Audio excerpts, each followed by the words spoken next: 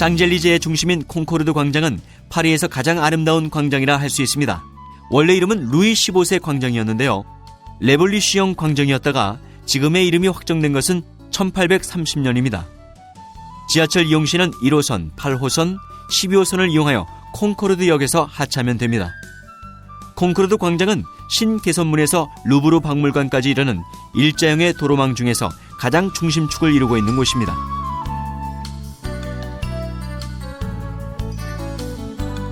이곳은 한때 이 넓은 광장이 교수형 장소로 이용되었는데요. 루이 16세와 그의 부인 마리 앙투아네트를 포함한 1119명의 사람들이 비참한 죽음을 맞은 곳이기도 합니다. 이 광장은 난간으로 둘러싸인 팔각형으로 설계되어 프랑스의 대표적 8개 도시를 상징하는 8개 동상이 광장을 장식하고 있는데요. 특이하게 조각상에 있는 여인들의 머리에 있는 왕관의 모양이 성병 모양을 하고 있죠. 또한 로마의 산 피에로의 분수에 영향을 받은 2개의 분수가 만들어져 있는데 북쪽의 분수는 강에서의 유람을, 남쪽의 분수는 바다에서의 항해를 표현하고 있습니다. 루아얄 거리 입구에 세워져 있는 같은 스타일의 두 쌍둥이 건물은 가장 화려한 건물 중 하나로 꼽히는 것입니다. 이곳은 많은 사연을 담고 있는 곳인데요. 1770년 5월 30일 루이 16세가 될 왕세자와 마리 앙투아네트의 결혼식이 이곳에서 성대하게 열렸습니다. 당시 공사 중이었던 이 광장은 그때까지도 축대가 쌓여 있었고 밀려든 군중은 헤아릴 수 없었는데 빠져나갈 길은 한정이 되어 있었습니다. 폭죽을 더 효과적으로 터뜨리기 위해 아직 완성도 되지 않은 축대로 너도나도 올라가기 시작했습니다. 불꽃은 터지고 축제가 무르익어 가는데 미완성인 축대가 무게를 견디지 못하고 그만 무너져 버립니다. 미래의 왕이 될 왕세자의 불행한 운명을 예고하듯이 그때 사망자가 133명이나 발생했습니다. 루이 16세는 결혼식을 올린 이곳에서 죽음을 맞이한 것입니다. 1778년 2월 6일 루이 16세와 미국의 13개 독립주와의 우호와 교류의 조약을 체결한 장소이기도 한데요. 이 조약으로 미국은 프랑스로부터 독립하게 되죠. 이 광장에 우뚝 서 있는 오벨리스크는 모세 시대에 만들어진 것으로 이집트에서 가져온 것이며 230톤의 무게에 23m의 높이입니다. 이 광장으로 인해 개선문과 루브르 궁이 양단을 장식하고 있는 샹젤리제 거리의 경관이 한층 돋보입니다.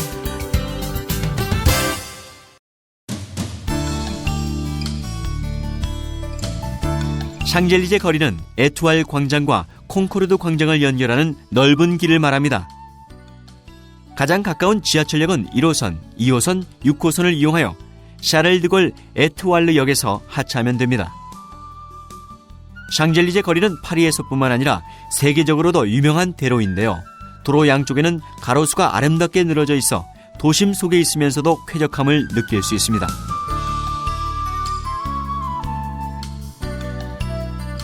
샹젤리제는 그리스 신화에서 낙원을 의미하는 엘리제를 따서 엘리제의 들판이라는 의미의 샹젤리제라고 불리기 시작했습니다. 가로수를 따라 개선문 쪽으로 걷다 보면 유명 카페와 레스토랑, 유명 부티크 등이 자리를 잡고 있습니다. 남쪽의 조르주 부이 거리와 프랑스와 1세 거리에는 세계 유명 브랜드점이 많아 이 일대가 쇼핑가를 이루고 있습니다. 이 거리에서 콩코르드 광장을 향해 서면 광장의 오벨리스크와 카루젤 개선문을 볼 수 있습니다. 샹젤리제 거리는 파리에서뿐만 아니라 세계적으로도 유명한 대로죠. 개선문을 기준으로 뻗어있는 12개의 방사형 길 중에 정면으로 뻗어있는 가장 큰 길이의 거리입니다. 양쪽에 이름난 상점, 식당, 영화관, 여행사가 즐비하여 화려한 거리의 노천 카페가 아름다움을 더해주죠. 이 거리는 개선문에서 콩코르드 광장까지 이어지는데 길이가 약 2km입니다. 항상 관광객으로 넘쳐나고 있죠. 또한 리도쇼를 볼 수 있는 리도 극장도 이곳에 위치하고 있습니다.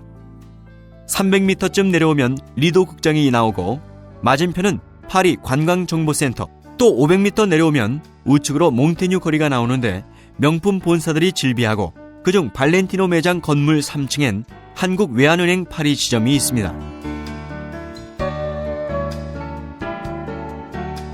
한 블록 더 내려오면 우측에 그랑팔레, 유서 깊은 전시로 유명한 뿌띠 팔레가 있으며 좌측에는 대통령 집무실인 엘리제 궁이 있습니다.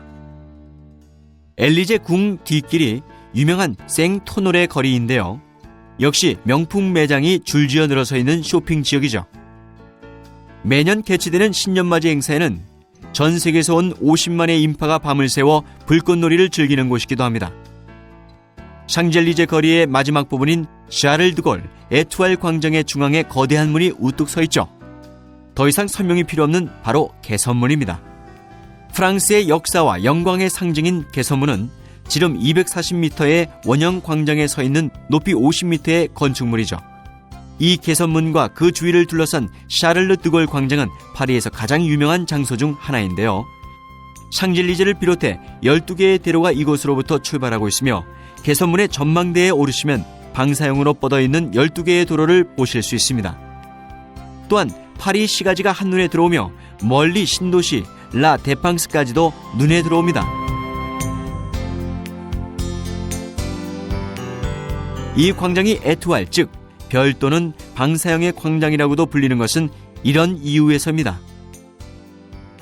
이 문은 나폴레옹의 명령으로 30년 만인 1836년에 완성되었는데요.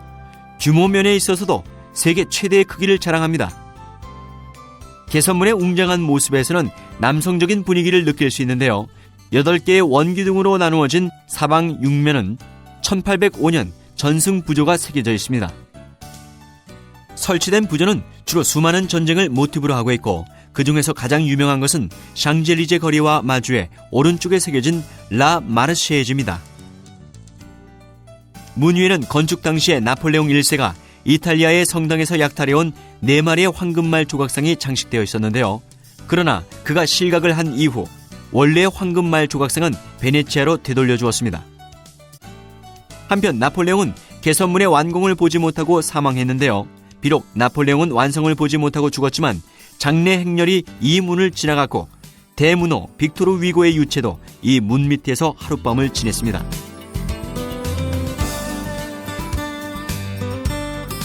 (1920년) 이후부터는 1차 대전에서 전사한 무명용사의 시신이 중앙 아치의 밑에 묻혔다고 하는데요.